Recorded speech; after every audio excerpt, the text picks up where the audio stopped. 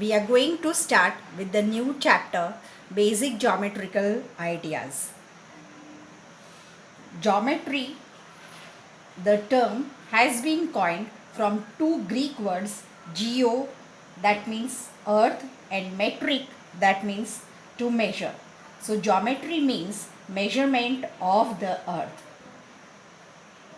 Where there is matter, there is geometry, is a famous quote by German mathematician, astronomer, and astrologer Johannes Kepler.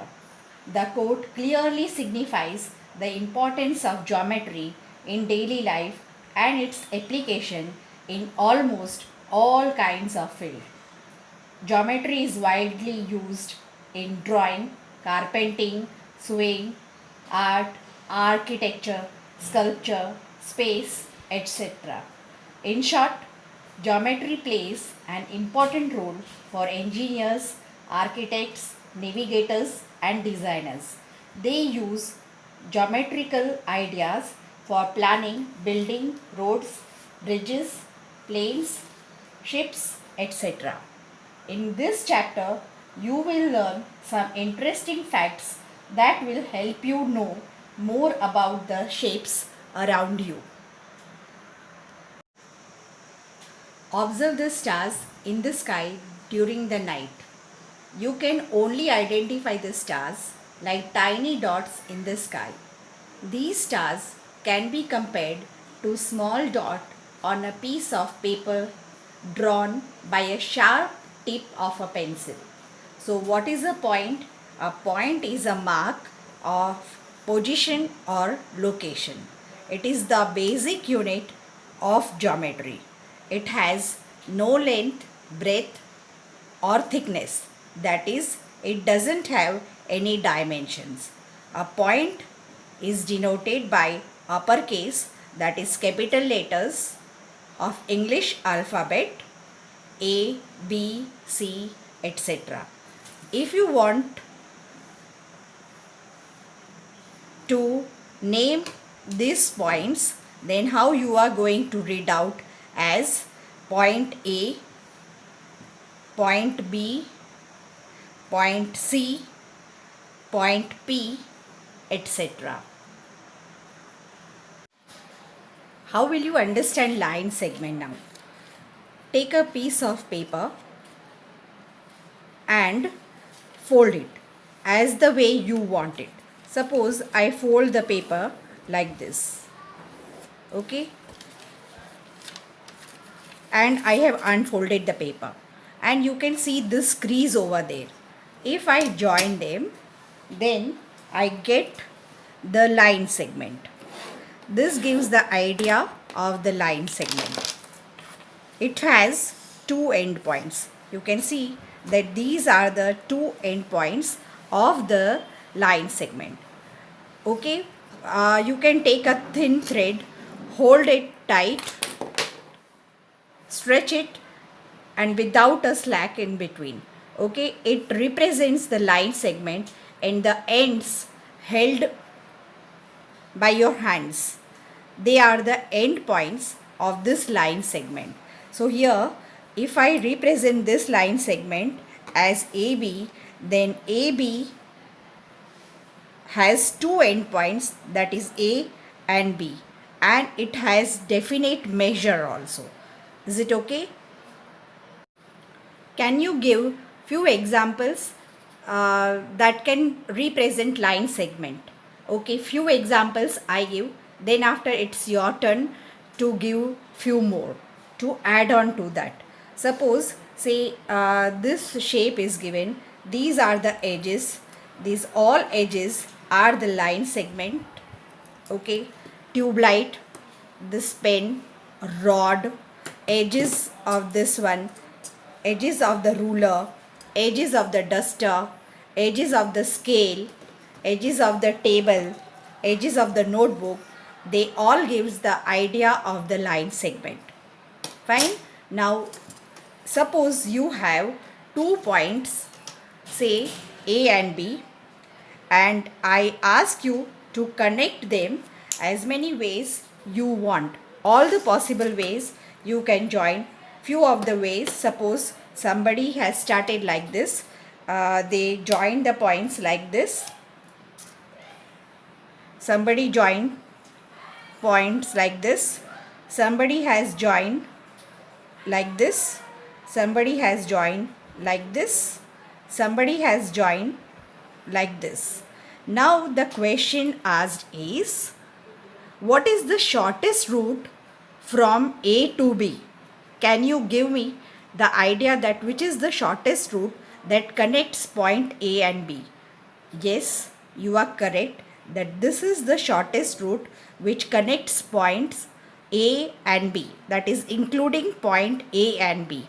This is known as line segment, that is in symbolic language you can write it as line segment AB, which is one and the same as line segment BA.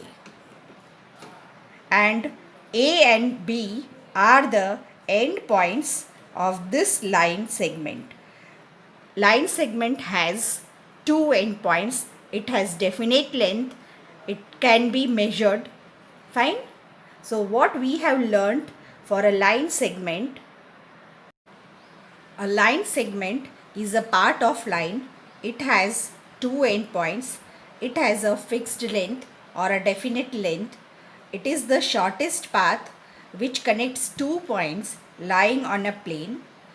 Just hold on this 2 points. I am coming to those 2 points also.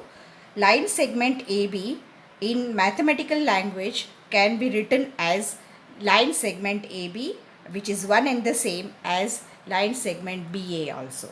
Fine. Now let us see what is a line. Okay, before introducing line, what is this drawn? It's a line segment, right? It's a line segment PQ. Now if I ask you to extend the line segment beyond Q in this direction endlessly and beyond P in this direction endlessly. Okay, can you draw it in a piece of paper? No, isn't it?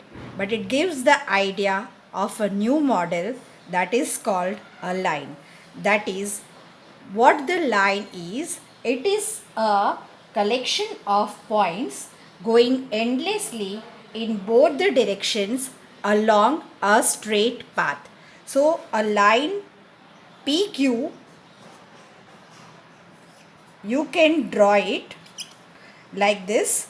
The arrow shows that in this direction it goes on and on endlessly, and P above the arrow it shows that in P direction also it goes on and on. So it doesn't have any end point. Fine.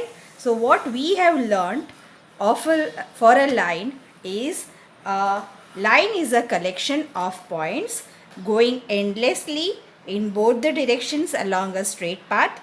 It has no end points. It has no definite length because you cannot draw it on a piece of paper.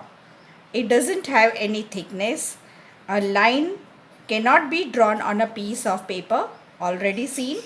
Line PQ in symbolic language, we can write it as PQ and draw the arrow above PQ like this, and line PQ is one and the same as line QP. You must have noticed rays of light coming out of a torch or car headlights, isn't it? They are all known as rays. So what is a ray? If you are asked to define ray, then a ray is a part of a line. As you know that it is a part of a line, and line, as you know, that it goes on and on in both the direction endlessly. But a ray has one end point and in only one direction it goes on and on. So if I want to draw it ray AB, then I can draw it like this. This is your ray AB. So A is the end point and in B direction it goes on and on. So it is a part of line because line goes on and on in both the direction endlessly, and this is smaller than that. Though it is though it goes on and on in one direction, but it is still smaller than this. So we can say that it is a part of line. It has one end point. Fine. Let's see few examples. Say if you are talking about sun rays, candle rays, x-rays, car headlights, flashlights, projector rays. These are all examples of rays. Here, when you are talking about sun rays, then as we have seen that ray has one end point and in one direction it goes on and on. So here, this is the end point.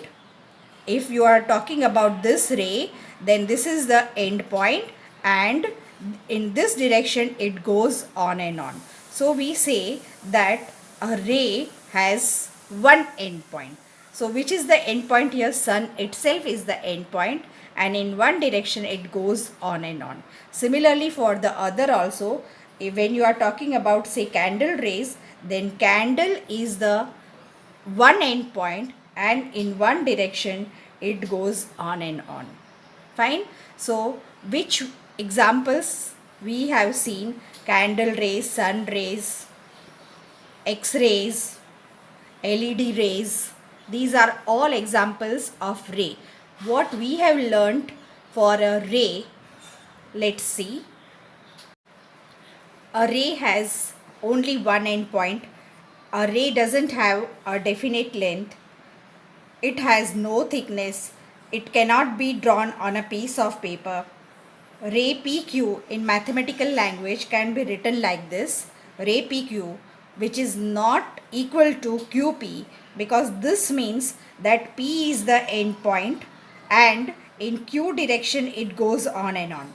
Whereas QP says that Q is the end point and in P direction it goes on and on. And the several examples of rays you can give as sun rays, candle rays, x-rays, flashlights, arrow, car headlights, projector rays. Is it okay? Now we will see what is a plane. Every solid substance has a surface. Some surfaces are plane and some are curved. Some surfaces are smooth while some are coarse. So what is a plane? It is a smooth flat surface which extends endlessly in all the directions. A plane has only length and breadth. It doesn't have any thickness. And as a plane doesn't have any boundaries, the dimensions of a plane cannot be measured. You can give the examples of a plane as tabletop, surfaces of your books, notebooks, surfaces of the board, etc. Remember that each page of your notebook or the textbook are all different surfaces. They are all different planes. Now we will see the concept of collinear points and non-collinear points. It's very easy. The name itself says that collinear points, that means the points are on the same line, and if the points are not in the same line, then they are known as non-collinear points. Remember that two points are always in a line. So if I ask you how many lines can pass through two distinct points, say here A and B, then you can draw only a single line passing through them. So exactly one, right? So 2 points are always in one line.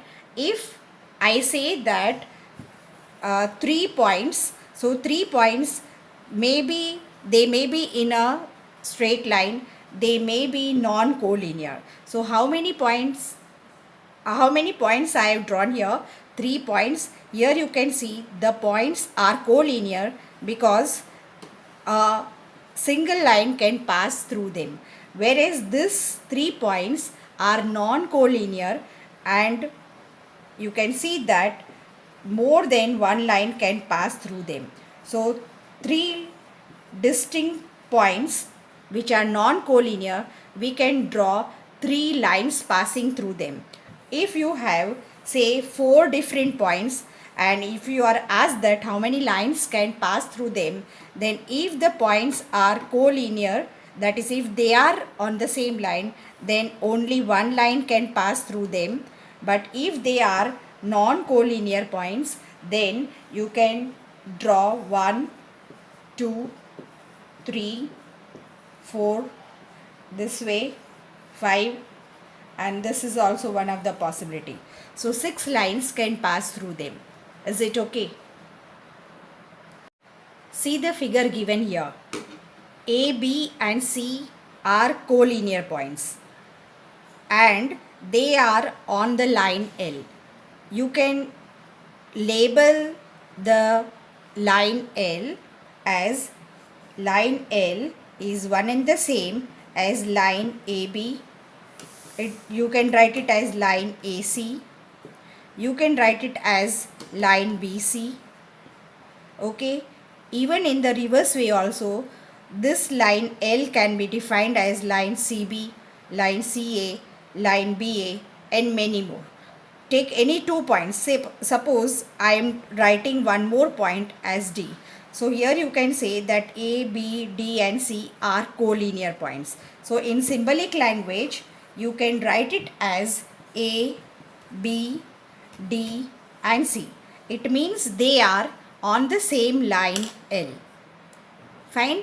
Now if I have written say this figure, that is I can write it only as A, B and C.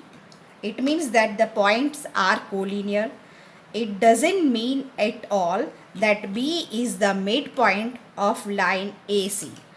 Remember that if I add to this condition that A, B and C points are collinear and AB is equal to BC, then only we can say that B is the midpoint of line segment AC. A line will never have the midpoint because it goes on and on in both the direction endlessly. So this is the line segment, and the midpoint means both the conditions should be satisfied. The point should be collinear and AB is equal to BC. Then only we will say that B is the midpoint of line segment AC. Now one more thing. Let me introduce here. See here you are given A, B, C, P, Q and R, and these are points on line L. So line L, if you are asked to write it in more than 2 or 3 ways, then take any 2 points on the line and draw the symbol of line. So here you can write it as line AB. You can take it from say A to C, A to P. Remember to draw the arrow on both the sides on the top. You can write it as AQ. You can write it as AR. Still you can move as line BC, line BP, line BQ, line BR, line CP, line CQ, line CR. They are all the names, different names of line L.